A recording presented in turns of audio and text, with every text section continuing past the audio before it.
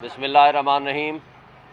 आज जो तौहीन अदालत वाला केस था इमरान खान साहब के ख़िलाफ़, असद उमर के ख़िलाफ़ और फवाद चौधरी के ख़िलाफ़, इमरान खान साहब को पिछली तारीख पे प्रोड्यूस करने का हुक्म दिया था इलेक्शन कमीशन ऑफ पाकिस्तान ने।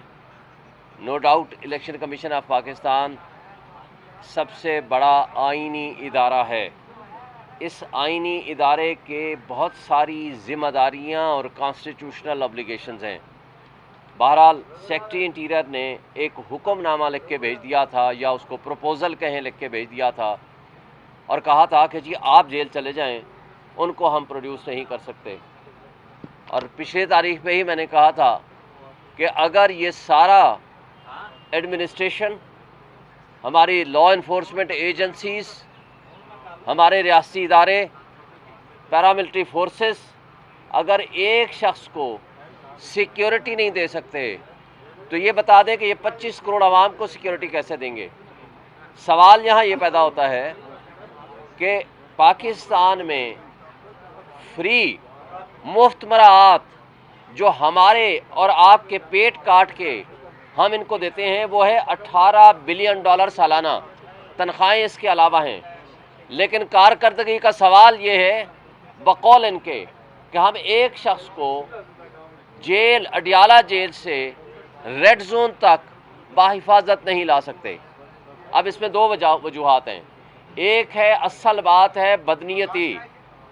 जब हम ये कहते थे F8 मरकज़ में उनकी लाइफ को थ्रेट है, तो ये सारे इदारे, सारी अदालतें, ये सारे लॉ इन्फोर्समेंट एजेंसीज़ ये कहते थे कि नहीं, आप F8 मरकज़ में ही जाएं। लेकिन आज जो रेड जोन सबसे मोस्ट सिक्योर जगह है, यहाँ पेश करने के लिए इलेक्शन कमीशन के हुक्म के बावजूद वो कहते हैं सिक्योरिटी थ्रेट है, हम एक शख्स को पेश नहीं कर सकते। तो क्या ये तर्ज़ अमल इसलिए हम समझें कि इमरान खान अगर यहाँ आएगा तो दुनिया उनको मिलने आएगी, दुनिया उनको देखने आएगी, और इससे उनका जो एक पर्दा है, एक जो इनके दरमियान और पार्टीज़ के दरमियान एक रुकावटें हाइल हैं, वो शायद दूर हो जाएं और ये मुक़्तदर लोगों के लिए एक ख़तरा की अलामत हो। दैट इज़ द रीज़न वो नहीं पेश करना चाहते। आपने देखा सुप्रीम कोर्ट ऑफ पाकिस्तान ने आर्डर किया कि इमरान खान नैब वाले केस में, जो कि नैब की प्रोविजंस को चैलेंज किया गया था, और नैब प्रोविजंस जो अमेंडमेंट आई थी, जो PDM की जमातों ने अपने सिर्फ ज़ाती मफादात और ज़ाती केस ख़त्म कराने के लिए किया था, उसके ऊपर जब सुप्रीम कोर्ट ने कहा कि जनाब आप आना चाहें तो आप इन पर्सन पेश हो सकते हैं, और इमरान खान साहब ने लिख के दे दिया कि जी मैं ज़ाती हैसियत में पेश होना चाहता हूँ।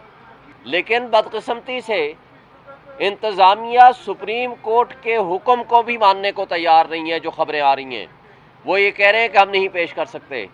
इसी तरह आपने देखा साइफर वाला केस, जो कि ओपन ट्रायल केस होना चाहिए, और उसका कोई भी केस, क्योंकि ये कोई मार्शल लॉ का ज़माना तो नहीं है कि ड्राइंग रूम में या बंद कमरों में जो चाहो लिखो और जो चाहो जा करके किसी को सज़ा दे दो। ओपन कोर्ट ट्रायल ये बुनियादी हक है किसी भी मुल्ज़िम का, लेकिन उससे भी ले तो लाल से काम ले रहे हैं।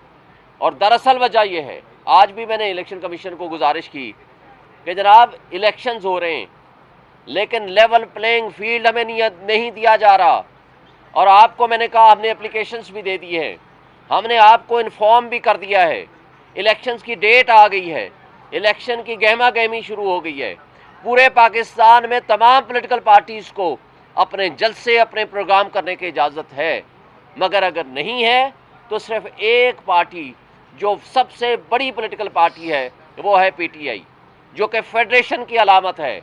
पाकिस्तान की तारीख में, माजी में भी आपने देखा कि जो सबसे बड़ी पॉलिटिकल पार्टी हुआ करती है, जो फेडरेशन की अलामत हुआ करती है, उसको जब मुक़्तदर तबके और हल्के रोकने की कोशिश करते हैं तो उससे रियासत का नुकसान होता है, उससे 25 करोड़ आवाम का नुकसान होता है, उससे जमहूरियत कमज़ोर होती है, उससे आइन कमज़ोर होता है, उससे बुनियादी हुकूक मुतासर होते हैं। ये आवाम का हक है, ये उनका बुनियादी हक है कि जिसको चाहें वो मुंतखब करें, اور جو ان کے منتخب نمائندے ہوں گے وہی حق کے حکمرانی رکھتے ہیں، کیونکہ اس لیے طاقت کا سرچشمہ عوام ہے۔ عوام نے اپنے حق میں اپنے ہاتھ سے یہ اختیار استعمال کرنا ہے کہ کس کو ہم نے ووٹ دینا ہے اور کس کو نہیں دینا۔ اگر خدا نخواستہ یہ لولی لنگڑی کوئی حکومت بنانے میں کامیاب ہو جاتے ہیں، کوئی لوگوں کو کرش کر کے، کوئی ایسے اپنے سپر کنگ اور سپر لاڈلے لا کر کے یہاں بٹھانے کی کوشش کرتے ہیں، تو نقصان کس کا ہے؟ ہماری ریاست کا ہے، ہمارے اداروں کا ہے، ہماری 25 کروڑ عوام کا ہے۔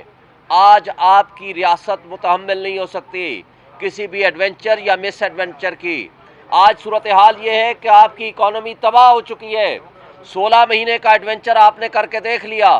16 مہینے میں ایک چلتا ہوا ملک جس میں 6.1% جی ڈی پی تھی، جس میں میکسیمم آپ کے ریزرو تھے $24 بلین، جس میں 170 روپے کا آپ کا ڈالر تھا، آپ نے اس کا انجام اتنا برا کر دیا۔ آج عام آدمی، غریب آدمی روٹی کھانے کو بھوک کو ترس رہا ہے۔